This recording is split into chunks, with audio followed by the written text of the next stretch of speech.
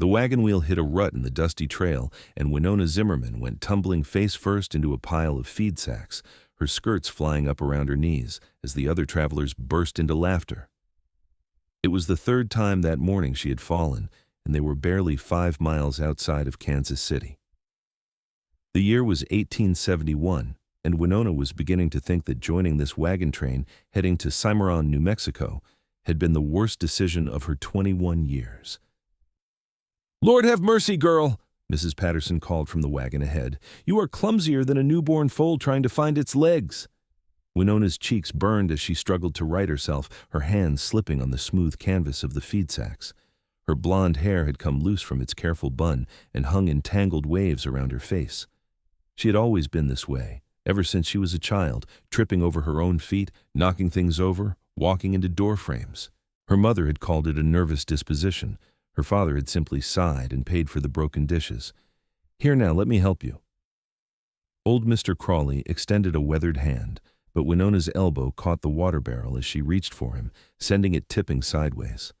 Water sloshed over the side, soaking her already dusty dress. "I am so sorry," Winona gasped, mortified. "I did not mean to." "It is all right, miss," Mr. Crawley said, though his expression suggested otherwise. Water was precious on the trail, and she had just wasted a good portion of theirs. The wagon train master, a gruff man named Coleman, rode back on his bay horse, his face set in hard lines. "Miss Zimmerman, if you cannot keep yourself upright, perhaps you should walk alongside the wagons rather than ride in them. You are disrupting the whole train with your constant tumbling." Winona nodded miserably and climbed down from the wagon, her ankle twisting slightly as she hit the ground. She caught herself before she fell completely, but the damage was done. Several of the other travelers were whispering and pointing, and she heard the words "clumsy" and "useless" carried on the wind. She walked alongside the slow-moving wagons, trying to keep her footing on the uneven ground. The sun beat down mercilessly, and her throat grew parched, but she did not dare ask for water after wasting so much. The landscape around them was vast and open, with rolling hills covered in prairie grass that stretched toward distant mountains. It was beautiful, in a wild, untamed way, but Winona was too focused on not falling to appreciate it. They stopped for the midday meal after several more hours of travel. Winona attempted to help Mrs. Patterson with the cooking fire, but she tripped over the iron tripod and sent the pot of beans crashing to the ground. The older woman threw up her hands in exasperation. "Child, just sit down before you hurt yourself or someone else." Winona retreated to the shade of a wagon, fighting back tears. She had left Kansas City with such hope, planning to start a new life in New Mexico, where her aunt supposedly ran a boarding house. But now she was beginning to wonder if she would even make it there alive, the way things were going. "Do not let them get to you." A young woman named Sarah sat down beside her, offering a piece of hardtack. "Everyone stumbles now and then." "Not like I do," Winona said softly. "I have always been this way. My mother used to say I was born under a clumsy star." Sarah squeezed her hand sympathetically, but said nothing more. What was there to say? Winona knew the truth of herself. The afternoon brought more of the same. Winona tripped over rocks, stumbled into bushes, and nearly walked into the side of a moving wagon. By the time they made camp for the evening, she was covered in dust and bruises, and her pride was in tatters. "We will reach Cimarron in about 6 weeks if all goes well," Coleman announced to the gathered travelers as they sat around the campfire. "But we have to cross through some rough country. Mountains, narrow passes, potential hostile territory. Everyone needs to pull their weight and stay alert." His eyes landed on Winona with that last statement, and she felt her cheeks burn again. She knew what he was thinking. She was a liability. That night, as she lay in her bedroll staring up at the stars, Winona made a silent promise to herself. She would try harder. She would watch where she was going. She would not be a burden to these people who had allowed her to join their journey. But the next morning proved that good intentions meant little when your body simply would not cooperate. She stepped out of her bedroll and immediately caught her foot in the blanket, tumbling forward and landing hard on her hands and knees. Pain shot through her palms where they scraped against the rocky ground. "For the love of," Coleman muttered, shaking his head as he walked past. The days blurred together in a pattern of stumbles and falls and apologetic stammers. They crossed into Colorado territory, and the terrain grew more challenging. The flat prairie gave way to rolling foothills, and Winona found herself falling more frequently on the uneven ground. It was on the 8th day of travel that everything changed. They had stopped at a small creek to water the animals and refill their barrels. Winona was attempting to carry a bucket of water back to the wagons when her foot caught on an exposed root. She went flying forward, the bucket sailing from her hands, water arcing through the air like a fountain. She was certain she was about to crash face first into the rocky ground, possibly breaking her nose or worse, but the impact never came. Strong arms caught her mid-fall, stopping her momentum completely. Hands like iron bands wrapped around her waist, steadying her as if she weighed no more than a child. Winona found herself pressed against a chest that felt like a wall of solid muscle, and she gasped in shock. "Easy there," a deep voice rumbled, and she looked up into the most striking face she had ever seen. The man was massive, easily 6.5 feet tall, with shoulders so broad they blocked out the sun. His hair was dark and hung past his shoulders, tied back with a leather cord. His face was all hard angles and sharp planes, with a strong jaw covered in several days' worth of stubble. But it was his eyes that caught her attention, most a pale gray blue like winter ice, framed by dark lashes that should have looked feminine but somehow only emphasized his raw masculinity. He set her back on her feet with a gentleness that seemed at odds with his size, his hands lingering at her waist just long enough to make sure she was steady before releasing her. "Thank you," Winona stammered, her heart pounding. "I'm so sorry, I did not see the root, and I—" "No harm done," he said, his voice like distant thunder. He bent and retrieved her fallen bucket with one hand, as if it weighed nothing at all. "Who are you?" she managed to ask, still staring up at him in wonder. He had not been with the wagon train before. She would have remembered someone like him. "Name is Asher Bridger. I've been tracking this wagon train for the past day. Thought I would offer my services as a guide and hunter. These parts can be dangerous for those who do not know them." Coleman came striding over, his expression shifting from annoyance to interest when he saw Asher. "You know this territory?" "Better than most. I have been living in these mountains for 5 years, trapping and trading. I know every pass, every water source, every place where trouble might be lurking." Winona watched as the two men talked, negotiating terms. She could not stop staring at Asher Bridger. He wore buckskin trousers and a leather vest over a homespun shirt, with a knife strapped to his belt and a rifle slung across his back. He looked like he belonged to these wild lands, as natural as the mountains themselves. "Deal," Coleman said finally, extending his hand. Asher shook it, his large hand completely engulfing the wagon master's. As the men dispersed to prepare for the day's travel, Asher glanced back at Winona. His expression was unreadable, but something flickered in those pale eyes before he turned away. The wagon train moved out shortly after, and Winona found herself hyper-aware of Asher's presence. He rode a massive buckskin horse that seemed perfectly suited to his size, and he ranged ahead of the wagons, scouting the trail. Every so often, she would catch glimpses of him on a distant ridge or emerging from a stand of trees. Around midday, disaster struck again. Winona was walking alongside her wagon when a snake slithered across the path. She leaped back with a startled cry, her feet tangling together, and she went tumbling backward down a small embankment. She rolled several feet, rocks and branches scratching at her skin, before coming to a stop at the bottom. Pain flared in her ankle, and she gasped, trying to assess the damage. The wagons were continuing on above her. No one had seen her fall. Except one person. Asher appeared at the top of the embankment, as if conjured from thin air. He made his way down the slope with the sure-footedness of a mountain goat, reaching her in seconds. "Let me see," he said, crouching beside her. His hands were surprisingly gentle as he examined her ankle, his touch careful despite his obvious strength. "It is not broken," he said after a moment, "but you have twisted it. You should not walk on it for a while." "But the wagons, I will take you back to them." Before she could protest, he scooped her up into his arms as if she weighed nothing at all. Winona found herself cradled against his chest, one of his arms under her knees and the other supporting her back. "I can walk," she protested weakly, though in truth her ankle was throbbing. "No, you cannot," he said simply, carrying her up the embankment with ease. His horse stood waiting at the top, and somehow he managed to mount while still holding her, settling her across his lap before nudging the buckskin forward. "You fall a lot," he observed as they caught up to the wagons. Winona felt her face heat with embarrassment. "I know. I've always been clumsy. The others say I'm like a newborn foal." "Newborn foals find their legs eventually," Asher said.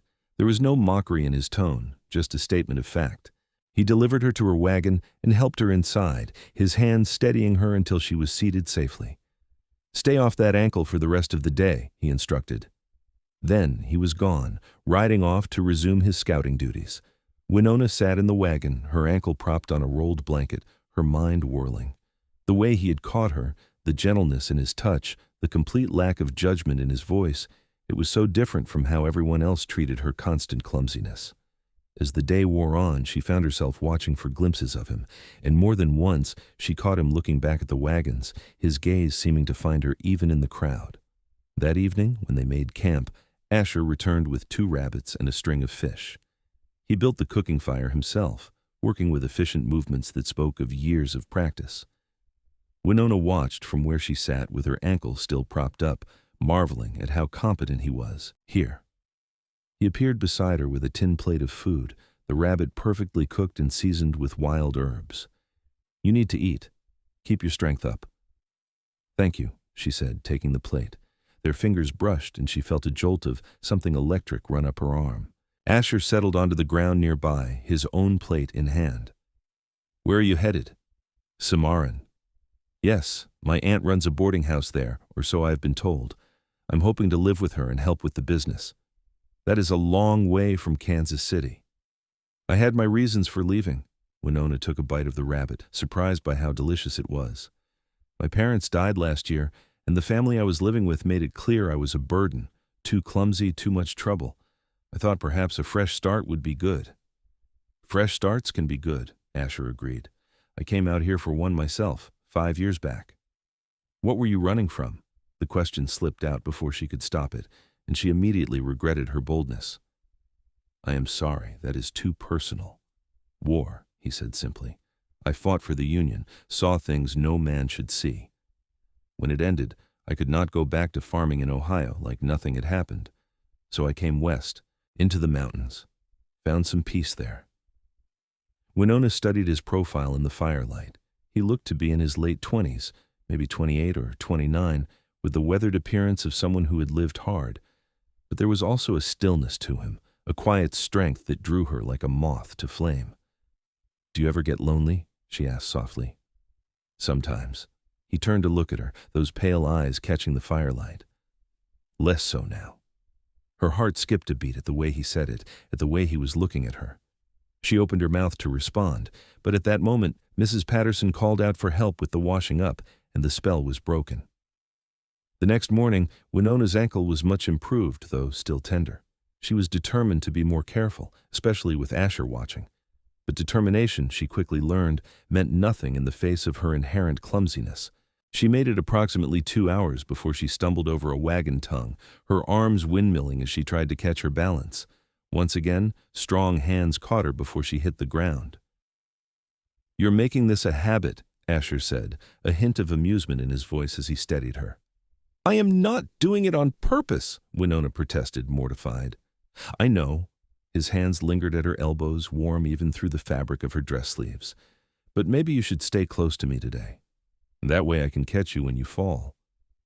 It should have sounded condescending or mocking, but the way he said it was almost protective. Winona found herself nodding before she could think better of it. So Asher stayed close to the wagons that day, riding alongside her section of the train. And true to his word, every time she stumbled, which was often, he was there. When she tripped over a rock, his hand shot out to steady her. When she caught her foot in her skirts going up a small rise, he dismounted and helped her up the slope. When she started to fall off the back of the wagon while trying to retrieve something from her pack, he caught her around the waist and lifted her back to safety. The other travelers began to notice. "Well, would you look at that," Mr. Crawley said with a chuckle.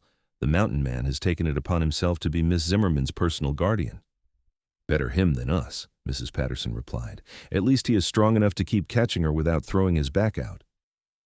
Winona heard the comments and felt her face burn with embarrassment, but Asher seemed completely unbothered. If anything, he stayed even closer, as if determined to prove he could and would catch her every time. They had been traveling for 2 weeks when they encountered their first real trouble. A group of rough-looking men on horseback approached the wagon train, their intentions clearly less than honorable. Coleman called for the wagons to circle, and the men grabbed their rifles. Winona was near the back of the train when it happened.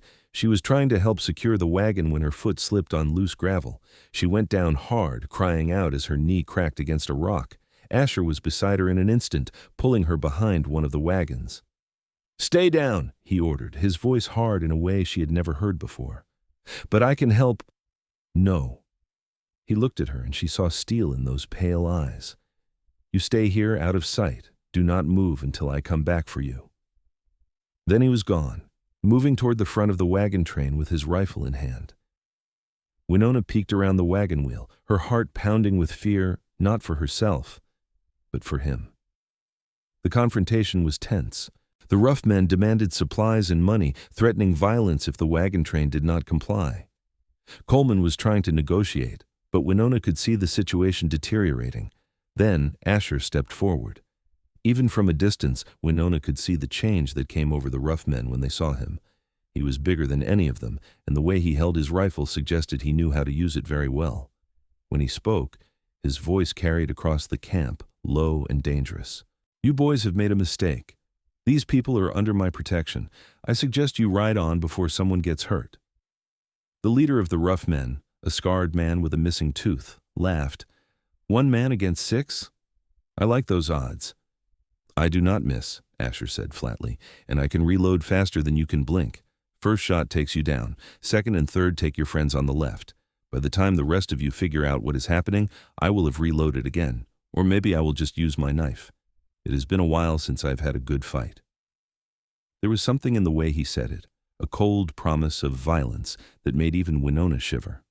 The rough men must have heard it too, because after a long, tense moment, the leader spat on the ground and jerked his head toward his companions. "This is not worth it. Let us go." They rode off, and Winona released a breath she had not realized she was holding. The danger had passed, but she had seen a different side of Asher, the dangerous side, the side that had survived years alone in hostile territory. He came back to where she was hiding, his expression softening when he saw her. "It is safe now." "You could have been killed," she said, her voice shaking. "I've been in worse situations." He helped her to her feet, his hands gentle again. "Your knee is bleeding. Let me see." He led her to a flat rock and made her sit while he fetched water and cloth from his saddlebags. Then he carefully cleaned the scrape on her knee, his large hands moving with surprising delicacy. "Why do you do it?" Winona asked quietly. "Catch me every time I fall. Protect me? You do not even know me." Asher was quiet for a long moment, focused on bandaging her knee. When he finally spoke, his voice was low and sincere. "Maybe I want to know you. Maybe I see something worth protecting." Winona's breath caught in her throat. She looked down at his bent head, at the way his dark hair fell forward as he worked, and felt something shift in her chest, something warm and terrifying and wonderful all at once. "Asher," she whispered. He looked up, their faces suddenly very close. For a heartbeat, she thought he might kiss her. But then someone called his name from across the camp, and the moment passed. Still, as he helped her back to her wagon, Winona could feel the change between them. Something had been acknowledged, even if not spoken aloud. The next few days passed in a similar fashion. Asher remained close, and Winona continued to fall, and each time his hands were there to catch her. But now there was a new awareness between them, a tension that made her skin prickle whenever he was near. They crossed into New Mexico territory on a bright morning in late May. The landscape changed, becoming more rugged and wild. Mountains rose around them, their peaks still dusted with snow, and the air grew thinner and cooler. Winona found the terrain even more challenging. She stumbled constantly on the rocky paths, her ankles turning on loose stones, her skirts catching on brush. And every single time, Asher was there. When she tripped climbing out of the wagon, he caught her around the waist. When she slipped on loose scree going down a slope, he grabbed her hand and steadied her. When she lost her balance trying to step over a log, he scooped her up and simply carried her over it, setting her down gently on the other side. The other travelers had stopped making comments. Now they just watched with a mixture of amusement and something that might have been envy. There was something undeniably romantic about the way the big mountain man never left the clumsy girl's side, always ready to catch her when she fell. One evening, about 3 weeks into the journey, Asher asked if she would take a walk with him. Her heart leaping, Winona agreed, though she knew she would probably fall at least twice before they returned. He led her away from the camp to a small rise overlooking the valley they would cross tomorrow. The sun was setting, painting the sky in shades of orange and pink and gold. It was breathtakingly beautiful. "I used to come to places like this when I needed to think," Asher said, standing beside her. "The mountains have a way of putting things in perspective."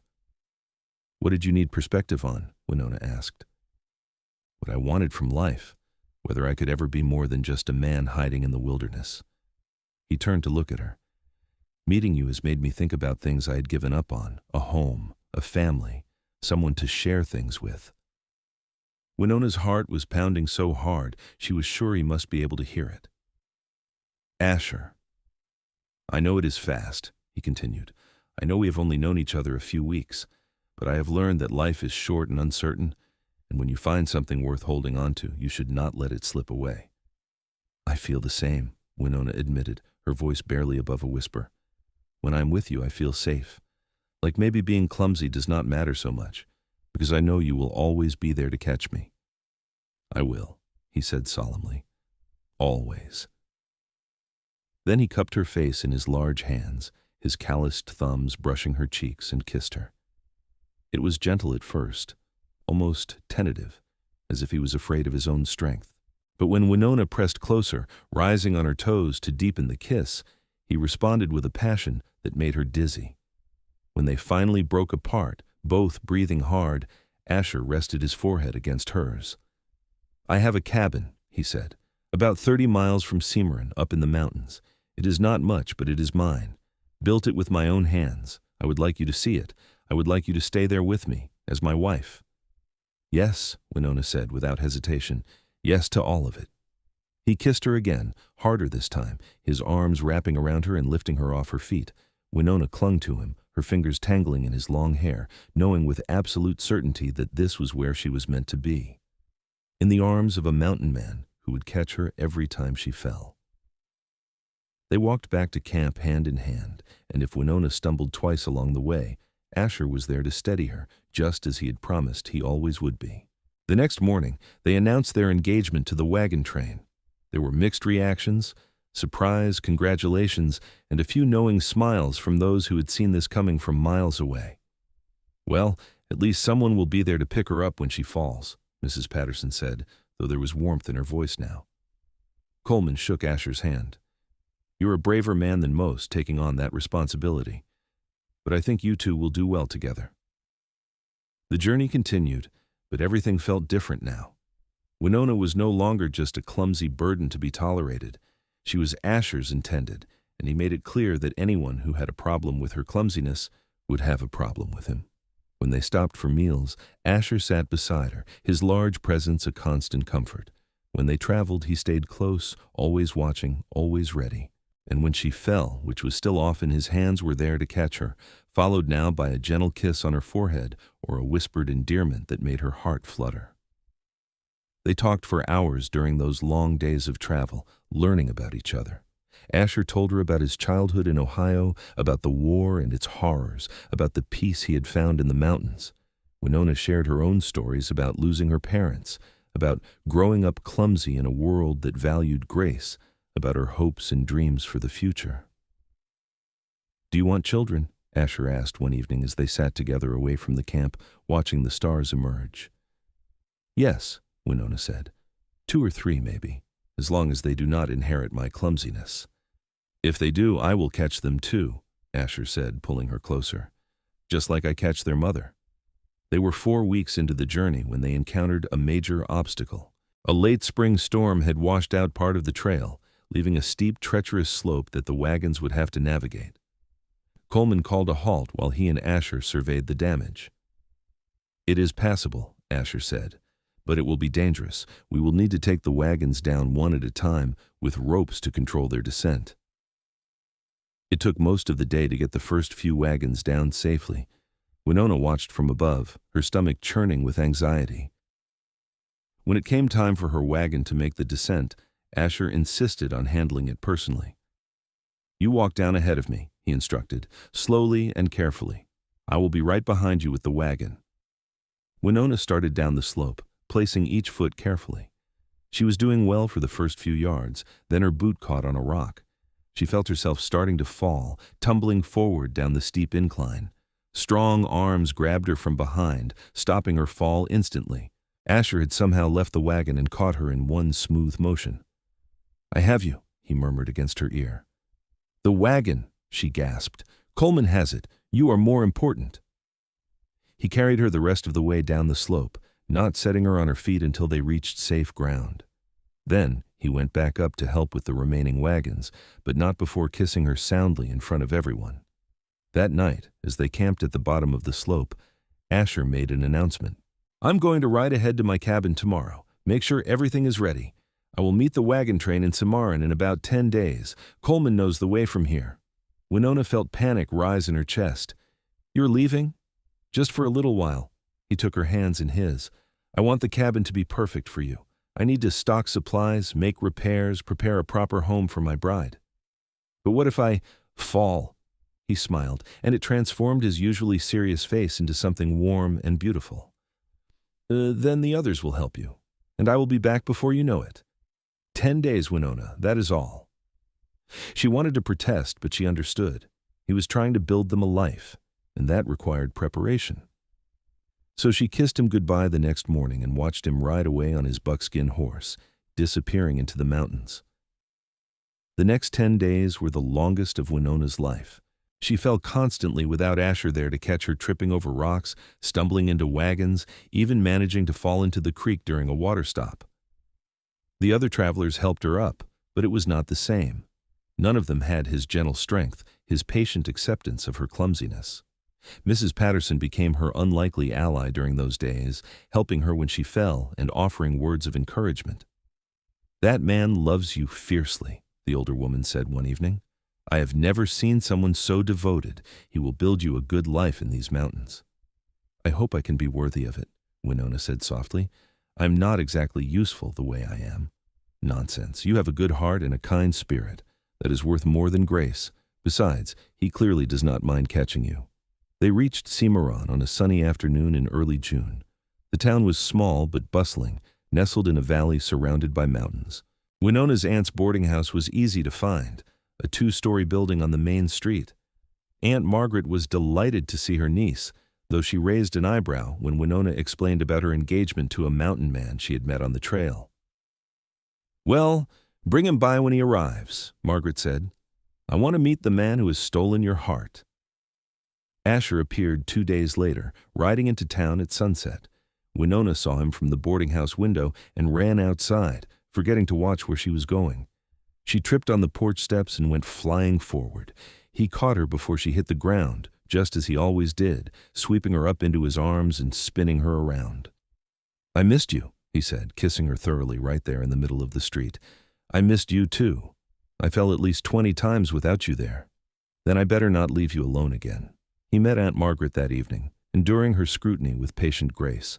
Winona could tell her aunt was impressed despite herself by his obvious strength, by his polite manners, by the way he looked at Winona like she was the most precious thing in the world. "You have my blessing," Margaret said finally.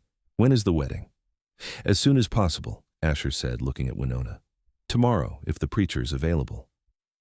And so they were married the next day in Cimarron's small church, with the wagon train travelers and Aunt Margaret as witnesses. Winona wore a simple dress of pale blue, and Asher wore clean buckskins and a new shirt. When the preacher pronounced them husband and wife, Asher kissed her with such tenderness that several of the women in attendance dabbed at their eyes. After the ceremony, there was a small celebration at the boarding house, but as evening approached, Asher drew Winona aside. "Are you ready to see your new home?" She nodded, excitement and nervousness warring in her chest. They said their goodbyes, loaded Winona's few belongings onto a pack horse, and set out into the mountains. The ride took several hours, following narrow trails that climbed steadily upward. Winona rode in front of Asher on his buckskin horse, secure in the circle of his arms. As darkness fell, he lit a lantern that hung from his saddle horn, casting dancing shadows on the path ahead. Finally, they emerged into a clearing, and Winona gasped. The cabin was beautiful. Built of sturdy logs, it sat at the edge of a meadow with mountains rising behind it. A creek ran nearby, its waters catching the moonlight. Smoke rose from the chimney, suggesting Asher had banked a fire before leaving. "This is yours?" Winona asked in wonder. "Ours," Asher corrected. "I built it thinking I would live here alone. Now it gets to be a real home." He helped her down from the horse and carried her over the threshold, setting her gently on her feet inside. The interior was larger than she'd expected, one big main room with a stone fireplace, a kitchen area, and a loft above for sleeping. The furniture was rough but sturdy, clearly made by hand. Furs covered the floor, and herbs hung drying from the rafters. "It is perfect," Winona whispered. Asher smiled and pulled her close, kissing her forehead. "I am glad you think so, because this is where I plan to spend the rest of my life with you." That night, in the loft bed under the heavy quilts, Asher made love to his new wife with exquisite gentleness, always mindful of his great strength. And when Winona cried out in pleasure and surprise, he caught her sounds with his kisses, swallowing them down like precious gifts. The next morning, Winona woke to find Asher already up, building up the fire and starting breakfast. She climbed down from the loft carefully, holding tight to the ladder, and still managed to miss the last rung. She would have fallen, but Asher was there in an instant, catching her around the waist and swinging her to safety. "Good morning, wife," he said, kissing her nose. "Good morning, husband." Over breakfast, Asher explained the routine of their life here. He trapped and hunted, trading furs and meat in Cimarron once a month for supplies. They had a small garden plot that would need tending. The creek provided fresh water, and there was a root cellar for storing food through the winter. "I know it is isolated," he said. "We are miles from the nearest neighbor. If you do not like it—" "I love it," Winona interrupted. "I love you. This is everything I ever wanted." And it was true. In the days and weeks that followed, Winona found a peace she had never known. Yes, she still fell constantly tripping over the threshold, stumbling in the garden, slipping on the creek stones when washing clothes. But Asher was always there to catch her, his reflexes so quick that she sometimes suspected he anticipated her falls before they happened. He taught her to identify edible plants, to fish in the creek, to preserve meat for winter. She learned to cook over the open hearth, to churn butter, to mend his clothes. And whenever she made mistakes, burned the bread, dropped the churn, sewed a button in the wrong place, he just smiled and helped her fix it. 1 month became 2, then 3. Summer turned to autumn, and the mountains blazed with color. Asher took Winona on long rides through the wilderness, showing her hidden valleys and crystal-clear lakes. She fell off the horse twice during these excursions, and both times he caught her before she hit the ground. "You have supernatural reflexes," she accused him one day after he had snatched her back into the saddle yet again. "I am motivated," he replied. "Nothing is going to hurt you while I'm around." In late September, Winona began to suspect she might be pregnant. Her monthly courses had not come, and she was queasy in the mornings. She waited another few weeks to be sure before telling Asher. When she finally worked up the courage to share the news one evening as they sat by the fire, his reaction was everything she had hoped for. His face lit up with joy, and he picked her up and spun her around, laughing. "A baby," he said wonderingly. "We are going to have a baby." "Are you happy?" Winona asked, though she could see the answer in his face. Happy does not begin to cover it. He set her down carefully, his hands moving to her still flat belly. "A family. I never thought I would have that." "Well, you are going to," she said, covering his hands with hers, "though I worry the poor child might inherit my clumsiness." "Then we will teach them to fall safely," Asher said, "and I will catch them, just like I catch you." As winter closed in around the cabin, they prepared for the baby's arrival. Asher built a cradle from smooth pine wood, carving little animals into the sides. Winona sewed tiny clothes from soft fabric purchased in Cimarron. They debated names endlessly, laughing over the possibilities. Winter in the mountains was harsh and beautiful. Snow piled high around the cabin, and the creek froze solid. Asher checked his trap lines daily, always returning before dark with meat or furs. Winona kept the fire going and prepared meals, and if she slipped on the icy threshold or tripped over the furs on the floor, Asher was always there to steady her. One particularly fierce storm trapped them inside for 3 days. They passed the time talking, telling stories, making love in the warm loft while the wind howled outside. Asher read to her from the few books he owned, his deep voice turning even mundane passages into poetry. "I used to think I was cursed," Winona said one evening, her head resting on his chest as they lay together. "Being clumsy, always falling, always making mistakes. But it brought me to you, so maybe it was not a curse at all." "It was not," Asher said firmly.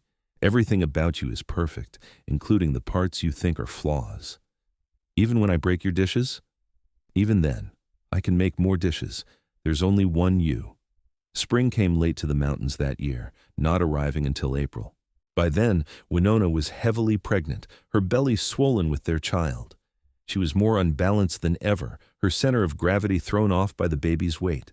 Asher barely let her out of his sight, anticipating her stumbles before they happened. "I am like a beached whale," she complained one afternoon, trying to get up from her chair and nearly toppling over. Asher caught her easily, as always, and helped her to her feet. "You are beautiful, glowing, perfect. You are biased, completely." He kissed her, his hands gentle on her distended belly. The baby came on a warm evening in May, almost exactly 1 year after they had met. Winona's labor was long and difficult, and more than once she wished for her mother or a midwife. But Asher stayed by her side the entire time, his strength and calm presence anchoring her through the pain. When their son finally arrived, red-faced and squalling, Asher caught him with those same steady hands that had caught Winona so many times. He stared down at the tiny, perfect creature in wonder. "He is beautiful," Asher breathed, just like his mother. They named him Adam, and he had his father's dark hair and his mother's blue eyes. Asher was besotted from the first moment, barely letting the baby out of his sight. As Winona recovered from the birth, she watched her husband with their son and felt her heart swell with love. Asher handled the infant with exquisite care, those large, strong hands so gentle as they cradled the small body.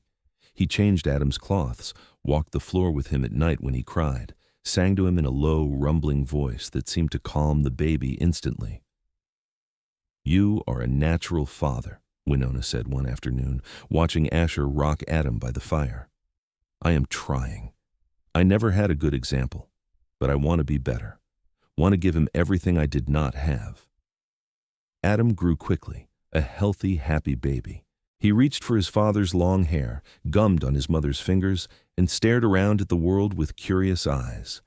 And when Winona, still recovering and unsteady, stumbled while holding him, Asher was there in an instant to catch them both. Summer arrived, bringing long golden days. They made a trip to Cimarron to show off the baby to Aunt Margaret, who cooed over her great-nephew and declared him perfect. The town had grown in the past year, with new businesses and families arriving regularly. "You two should move closer to town," Margaret suggested. "Raise the boy around other children." But Winona shook her head. "Our home is in the mountains. That is where we belong." Back at the cabin, life settled into a comfortable rhythm. Adam grew from an infant to a chubby, active baby who crawled everywhere and pulled himself up on furniture. Winona lived in constant fear that he had inherited her clumsiness, but so far he seemed steady enough. "He has your sense of balance," she told Asher one evening, watching their son toddle across the floor. "Or he is just still too small to fall far," Asher replied, though he looked pleased at the observation.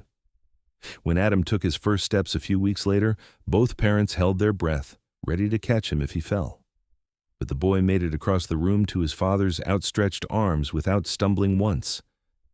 "Maybe he got the best of both of us," Winona said, relieved. "Or maybe he has seen his mother fall so often that he has learned to be extra careful," Asher teased gently. Life continued to unfold in its patterns. Asher hunted and trapped, providing for his family. Winona tended the garden and kept house, constantly amazed that this was her life, a home, a husband who adored her, a beautiful son. She still fell regularly, but Asher was always there, his reflexes never slowing. One afternoon in autumn, when Adam was nearing 2 years old, Winona was carrying a basket of apples from the garden when she tripped over absolutely nothing. The basket went flying, apples rolling everywhere, and she braced herself for impact with the ground. Asher caught her one-handed, Adam perched on his other arm and set her gently upright without even spilling the baby. "How do you do that?" Winona asked in amazement. "Practice," he replied with a slight smile. "Lots and lots of practice." Little Adam laughed and clapped his hands, clearly thinking this was a game. "Mama fall, Daddy catch." "That is right, son," Asher said. "Daddy always catches Mama." That winter was milder than the previous one, though still cold enough to keep them close to the cabin for weeks at a time. They taught Adam his letters and numbers, read to him from Asher's books, and played simple games. The boy was bright and curious, always asking questions. "Why does Mama fall down?" he asked one day, observing his mother trip over the doorsill. "Because she is special," Asher replied, catching Winona before she face-planted. "And falling down is not bad as long as someone is there to catch you." "Will you catch me too, Daddy?" "Always, son. Always." Spring came again, bringing with it new life. Winona discovered she was pregnant with their second child, and Asher was just as delighted as the first time. Adam seemed to sense something was different about his mother and became very protective, toddling after her and trying to catch her when she stumbled. "I have 2 protectors now," Winona said, laughing as both her husband and son helped her up after she tripped over a root. "And you will probably need them both," Asher replied, kissing her forehead. This pregnancy was easier than the first, perhaps because Winona knew what to expect. She grew round with child while Adam grew taller and more capable.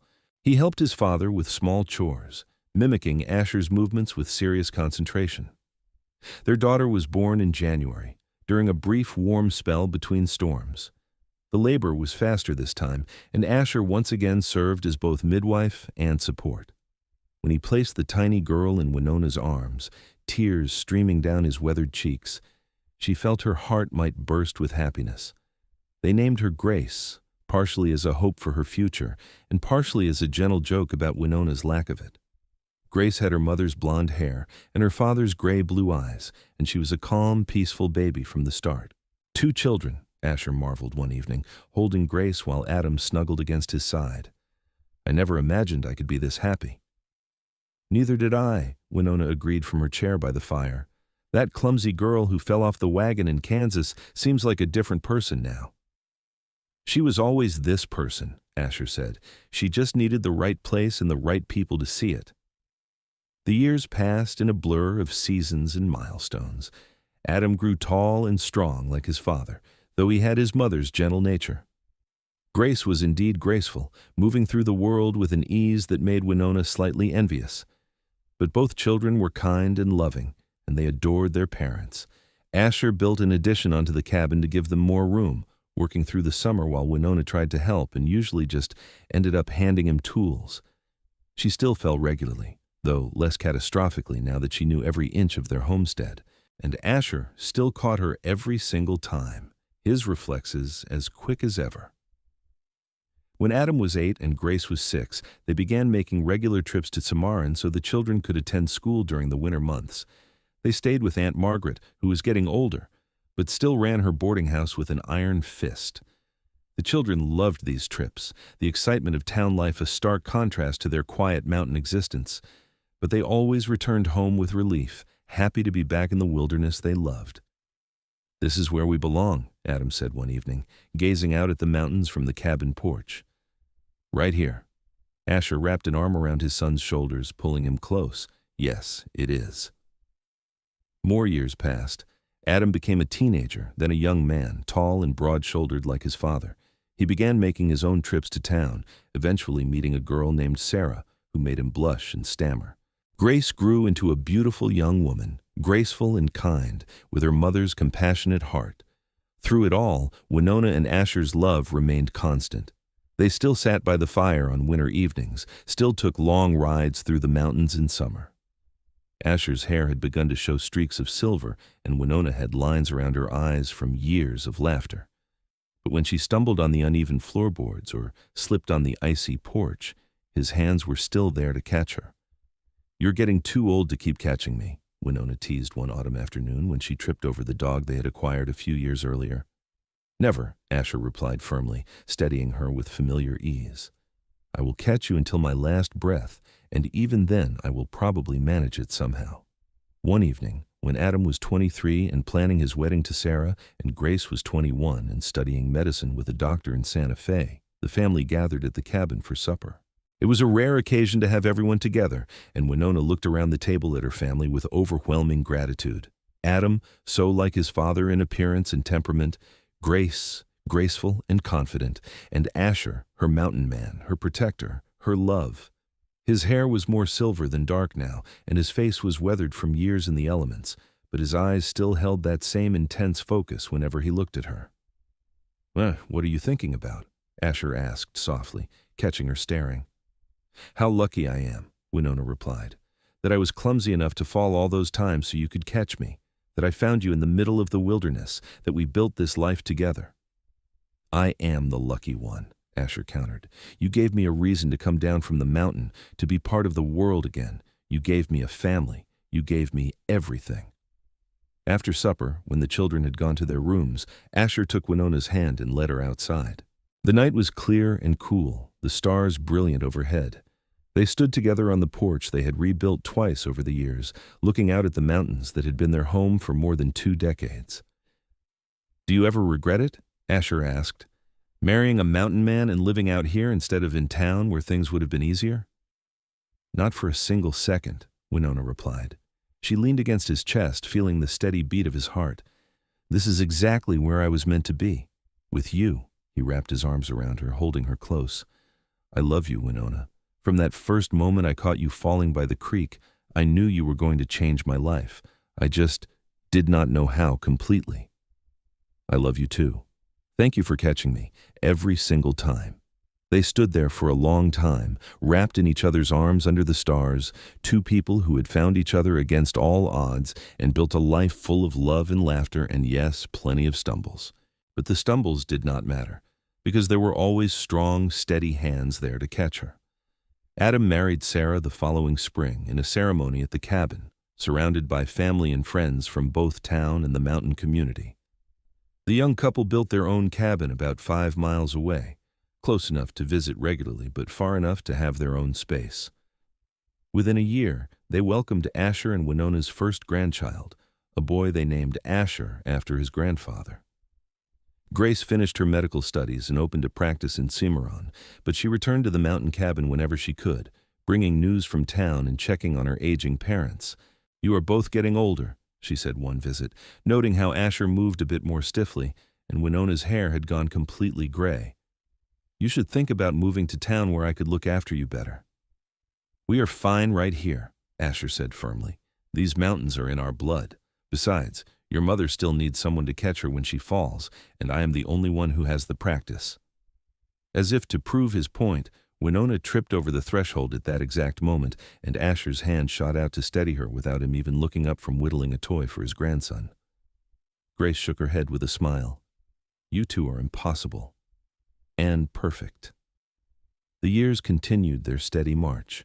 More grandchildren arrived. Adam and Sarah had 3 in total, 2 boys and a girl. Grace eventually married a gentle teacher named Michael and had twin daughters. The cabin that had once housed just Asher rang with the sound of children's laughter during family gatherings. Winona and Asher grew older together, their bodies showing the wear of hard mountain living, but their spirits remaining strong. Asher's reflexes slowed slightly with age, but he still managed to catch Winona more often than not when she stumbled. On the rare occasions when they both fell, they would lie on the floor, laughing like the young couple they had once been. "We are a pair, are not we?" Winona said one such time, sprawled on the cabin floor with Asher beside her after they had both slipped on a spilled puddle. "The best pair I know," Asher agreed, pulling her close and kissing her thoroughly, despite their awkward position. On their 30th wedding anniversary, their children and grandchildren gathered at the cabin for a celebration. There was music and dancing and far too much food. Asher led Winona in a slow dance by firelight, his arms steady around her as they swayed to the music. 30 years, Winona marveled. "It feels like both forever and no time at all." 30 more, Asher promised. "At least. Can you imagine us at 80? I will probably need to be carried everywhere to prevent falls. Then I will carry you everywhere, he said simply, as if it were the most obvious thing in the world. They danced until the fire burned low and the grandchildren had been put to bed. Then they climbed up to their loft, moving more slowly than they once had, but still together, still in love. More years passed, bringing both joy and sorrow. Aunt Margaret passed away peacefully in her sleep at the age of 92. Coleman, the old wagon master, died of pneumonia. Many of the people they had traveled with on that wagon train so long ago were gone now, scattered or deceased. But the love between Winona and Asher only grew stronger with time. They faced each challenge together, harsh winters, difficult seasons, the aches and pains of aging bodies. And through it all, Asher continued to catch Winona when she fell. One winter evening, when they were both in their early 70s, Winona was climbing down from the loft when her foot slipped on the ladder rung. She fell backward with a startled cry, but Asher was there, moving with that old familiar speed despite his age. He caught her, though the impact drove them both to the floor in a tangle of limbs. For a moment they just lay there, breathing hard. Then Winona started laughing, and Asher joined in, their laughter echoing off the cabin walls. "Still catching me," Winona gasped between giggles. "Always," Asher wheezed, "though maybe we both need to be more careful these days." "Where's the fun in that?" They helped each other up, moving stiffly, and made their way to the chairs by the fire. Asher pulled Winona onto his lap despite their combined age, holding her close. "Do you remember the first time I caught you?" he asked, his voice soft with memory. "By the creek. I was falling face first with a bucket of water. You appeared out of nowhere like magic. I remember thinking you were the most beautiful thing I had ever seen, even tumbling through the air. And then when you looked up at me with those blue eyes, I was lost. I thought you were going to drop me. You were so big and strong. I could not imagine those hands being gentle. But you were. You have always been gentle with me." "You are precious cargo," Asher said, kissing her silver hair. "The most precious thing I have ever carried." They sat like that until the fire burned down to embers. Two old people who had loved each other through decades of falls and catches, through every stumble and steady hand, through all the joys and sorrows of a life well lived together. When spring came again, bringing warmth back to the mountains, Asher took Winona on one last ride to their favorite spot, the overlook where he had first kissed her all those years ago. They rode slowly, Winona seated in front of him just as she'd been on their wedding night, his arms secure around her. At the overlook, he helped her down from the horse, and they stood together, looking out over the valley. So much had changed since that first visit. The wilderness had been pushed back. There were more cabins scattered through the mountains, more trails, more people. But the essential wildness remained, the untamed beauty that had drawn Asher here in the first place.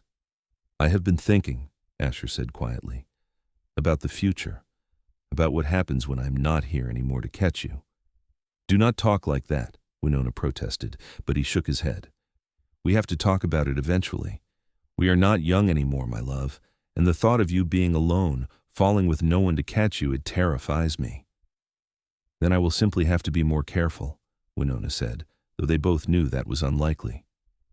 "I want you to promise me something. When I am gone, go live with Grace or Adam. Let them take care of you. Do not stay up here alone." "I promise," Winona said, though her throat was tight with tears. "But you are not going anywhere yet. We still have time." And they did have time, though not as much as either of them would have liked. They had 3 more good years together, 3 more years of stumbles and catches, of laughter and love, of family gatherings and quiet evenings by the fire. Asher passed away peacefully in his sleep one autumn night, Winona curled against his side, just as she had been for nearly 4 decades. He was 75 years old, and he died with a smile on his weathered face, his arms still wrapped protectively around his wife. Winona woke to find him gone, and something inside her broke. But even in her grief, she remembered her promise. She moved to Cimarron to live with Grace and Michael, bringing with her only a few precious items from the cabin, the cradle Asher had carved for Adam, the quilt they had slept under for 35 years, and a small wooden box containing his wedding ring and a lock of his dark hair. The cabin was given to Adam and his family, who promised to maintain it as a memorial to the love that had built it. Winona lived for another 10 years, surrounded by her children and grandchildren, and eventually great-grandchildren. She still fell occasionally, but Grace, or one of the grandchildren, was always there to help her up. It was not the same as having Asher catch her, but it was enough. She spent her final years telling stories to the great-grandchildren, tales of the wagon train, of a mountain man who had caught a clumsy girl, of a love that had lasted through decades and distance and death. "Did Grandpa really catch you every single time?" one of the children asked. "Every single time," Winona confirmed. "For 38 years he never let me fall.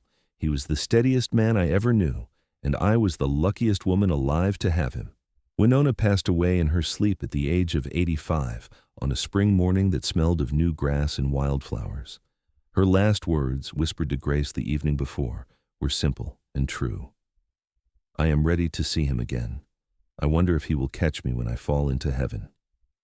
They buried her beside Asher in a small cemetery overlooking the mountains they had loved. The whole family gathered for the service, 3 generations of descendants from the clumsy girl and the mountain man who had caught her. Adam, now in his 60s, stood with his arm around his own grandson and looked at the 2 graves side by side. "They really loved each other," the boy said. "They really did," Adam agreed. "Your great-grandmother used to say that some people spend their whole lives looking for someone to catch them when they fall. She said she was lucky enough to find hers on a dusty trail in the middle of nowhere." "Do you think we will all find that?" the boy asked. Adam smiled, thinking of his Sarah, who had been at his side for 40 years now. "If you are lucky and you pay attention, yes. The secret is not in never falling. It is in finding someone who will always be there to catch you." The years continued to roll past. The cabin in the mountains became a gathering place for the family, preserved exactly as Asher and Winona had left it. Children and grandchildren and great-grandchildren came to visit, to hear the stories, to touch the smooth wood of the cradle and the worn floorboards where countless catches had taken place. The story of the clumsy girl and the mountain man became a family legend passed down through generations. It was told at weddings and birthdays, around campfires and dinner tables. Each telling emphasized the same truth that true love meant catching someone every time they fell, being there in every moment of need, holding steady when the world was unsteady. And in the end, that was exactly what Asher and Winona had given each other, and what they had taught all the generations that came after. Not a love that was perfect or easy, but a love that was constant and true. A love that caught and held and never let go, no matter how many times one stumbled. Their love story lived on in their descendants, in the cabin that still stood strong in the mountains, in the memories preserved and cherished. A story of the Wild West, of a time when life was hard but love could be simple and pure. A story of catching and being caught, of falling and rising, of 2 souls who found each other in the wilderness and built something beautiful together. And if sometimes, on quiet evenings in the mountains, the wind seemed to carry the sound of laughter, the delighted giggle of a woman who had stumbled, and the deep chuckle of the man who caught her well, their descendants just smiled and said it was Winona and Asher, still together, still in love, still playing out that same precious pattern for all eternity. The end of their story, but the beginning of a legacy that would never truly die. A testament to the power of steady hands, patient hearts, and a love that endured beyond death, beyond time, beyond anything the world could throw at it. They had found each other, those 2 unlikely souls, and they had held on tight through every stumble, every fall, every challenge. And in doing so, they had created something rare and beautiful, a love story for the ages, set against the wild backdrop of the American West, perfect in all its imperfect, stumbling glory.